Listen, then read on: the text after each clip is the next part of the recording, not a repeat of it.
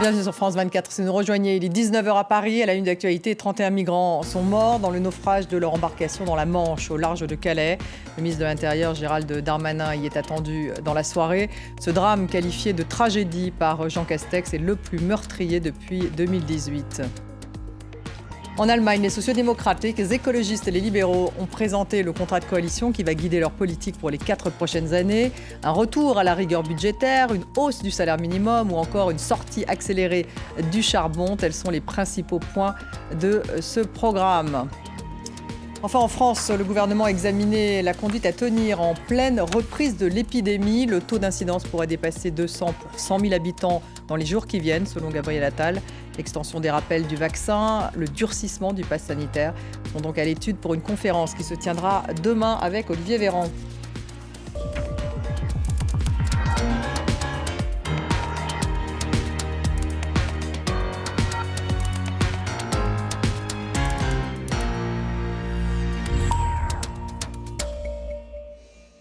La Manche, cimetière migratoire, 31 migrants sont morts dans le naufrage de leur embarcation dans la Manche, au large de Calais, selon le dernier bilan du maire de Calais. Le ministre de l'Intérieur, Gérald Darmanin, y est attendu dans la soirée. Ce drame, qualifié de tragédie par Jean Castex, est le plus meurtrier depuis 2018. Nicolas Posner, coordinateur association Utopia 56, nous en parle. L'État français cherche à trouver un coupable de ces situations. Pour nous, évidemment, voilà le coupable toujours pointé du doigt et le passeur. On ne va jamais aller soutenir le travail de ces personnes, jamais. Mais en revanche, si on veut résoudre un problème, il faut travailler sur les causes. Et aujourd'hui, les causes sont les politiques menées aux frontières. On sait très bien que peu importe la militarisation qui sera mise en place à la frontière, les gens vont continuer d'essayer de passer pour tenter de fuir aujourd'hui l'Europe et tenter de pouvoir construire un avenir meilleur en Angleterre. Donc tant qu'on fera comme ça l'autruche à se cacher la tête sur les vraies problématiques, on continuera d'avoir malheureusement des morts dans la Manche. 31 500 migrants en novembre. Le 20 novembre, en fait, avaient quitté les côtes depuis le début de l'année. 7 800 avaient été sauvés. On peut dire que cette tendance continue aujourd'hui ?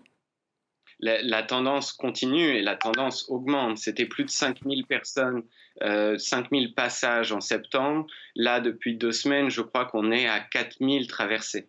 Donc oui, c'est une tendance qui continue d'augmenter et qui est assez représentative en fait du non-accueil que propose l'Europe aujourd'hui à ces personnes.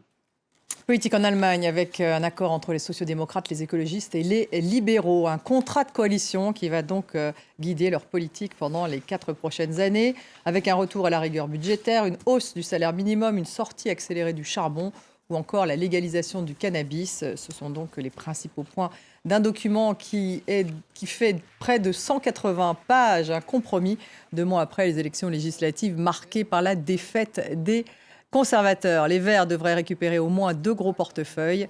À Berlin, notre correspondante Emmanuelle Chaz. Cet accord de coalition vient après 2 mois de tractations, des tractations qui ont été difficiles. Alors, c'est vrai que les sociodémocrates et les Verts, on les voit plutôt bien travailler ensemble. Ce sont 2 partis de gauche. En revanche, c'est vrai que cette alliance avec les libéraux démocrates n'allait pas forcément de soi. Par exemple, sur les questions de finances, les questions climatiques, on s'attendait à beaucoup plus de frictions ou peut-être à des tractations beaucoup plus longues. Et pourtant, les 3 partis ont réussi à former cet accord de gouvernement et on s'achemine sur un gouvernement une coalition dite tricolore, rouge pour les sociodémocrates, jaune pour les libéraux démocrates et vert évidemment pour le parti environnemental. Alors les gros dossiers, vous les avez mentionnés, le climat, avec les 3 partis qui se sont accordés pour une sortie de l'énergie charbon d'ici 2030. C'est 8 ans plus tôt que l'objectif actuel, donc une grande victoire pour les Verts. Il y a également, vous l'avez mentionné, la légalisation du cannabis, l'abaissement du droit de vote, de l'âge de vote à 16 ans. Et puis pour les questions sociales, l'augmentation du salaire minimum à 12 € de l'heure, la construction chaque année de 400 000 nouveaux logements. Ça, c'était des initiatives des sociaux-démocrates. Et puis du côté des ministères, effectivement, les Verts vont hériter d'ailleurs des ministères des Affaires étrangères où Annalena Baerbock est fortement pressentie, et puis d'un super ministère, comme on l'appelle ici, un ministère du climat, des transports, de la modernisation, qui serait lui géré très probablement par Robert Habeck, le co-chef de file des Verts. Et au ministère des Finances, eh bien, on verrait celui qui s'y voyait, lui, depuis très longtemps, Christian Lindner. Ce ministère, il échoua aux libéraux démocrates. La vice-chancellerie, quant à elle, ira également aux Verts, le tout chapeauté par Olaf Scholz, qui a été vainqueur de ces élections, le leader social-démocrate.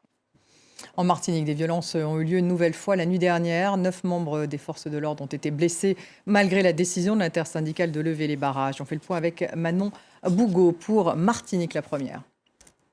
Dans l'obscurité de la nuit, des tirs résonnent une nouvelle fois sur l'île. L'homme qui filme ces images tente de s'abriter dans l'habitacle de sa voiture.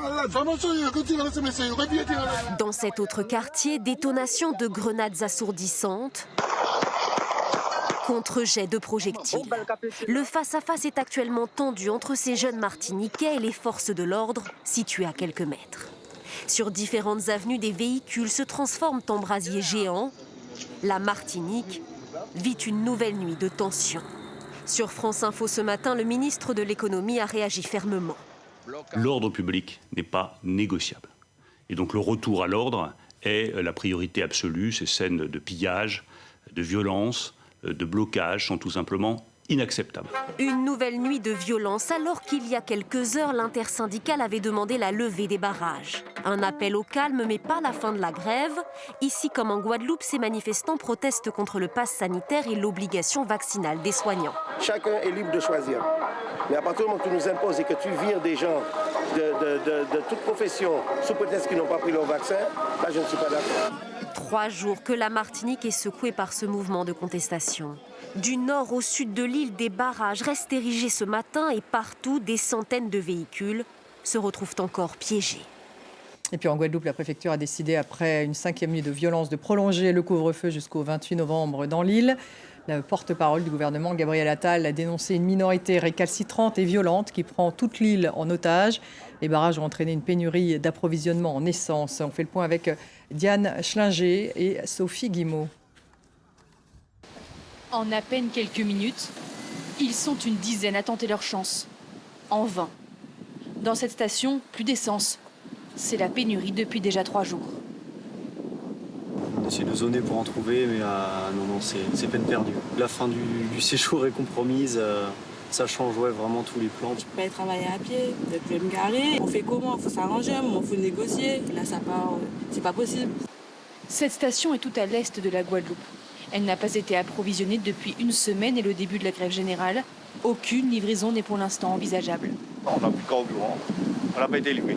C'est dangereux de faire circuler un camion par les petites routes qui sont aussi barrées. Un peu dépité de tout ça, après 2 ans de Covid, voilà quoi. Donc c'est du chiffre d'affaires qu'on perd.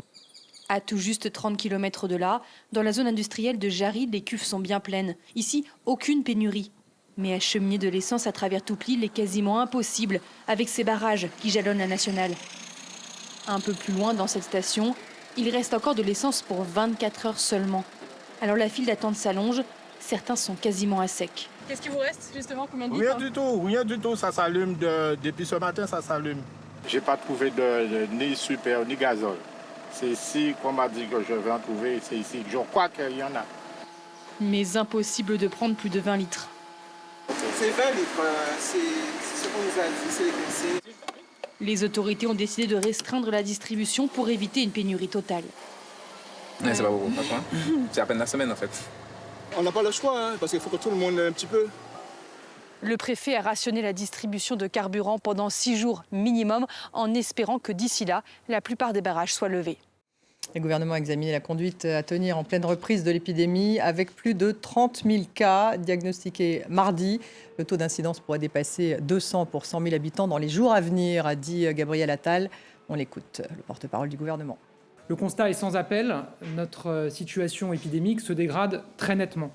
Il y a quelques jours, je parlais d'un début de vague fulgurante et cela se confirme avec un taux de reproduction du virus, le fameux R, qui est estimé aujourd'hui à 1,6. Hier, plus de 30 000 cas positifs ont été relevés, un nombre comparable à celui observé au plus haut de la 4e vague. Le taux d'incidence nationale s'élève à 191 pour 100 000 habitants et devrait dépasser les 200 d'ici demain ou après-demain.